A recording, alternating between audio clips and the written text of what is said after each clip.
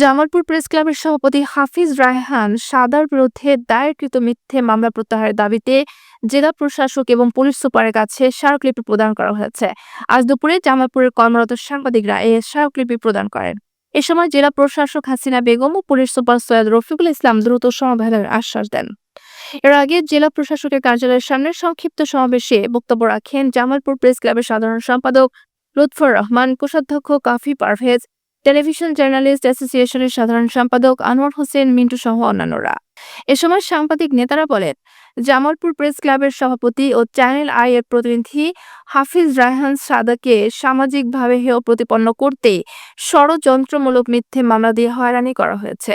উল্লেখ্য, জমি সংক্রান্ত বিরোধে মেলান্দহ উপজেলার কুলিয়া ইউনিয়ন স্বেচ্ছাসেবক লীগের সাধারণ সম্পাদক সাইদুল ইসলাম শিপনের স্ত্রী শামসুন নাহার সুমাইয়া গত 24 ডিসেম্বর সাংবাদিক হাফিজ রায়হান সাদা সহ 14 জনের বিরুদ্ধে মেলান্দহ থানায় দ্রুত বিচার আইনে মিথ্যে মামলা দায়ের করেন।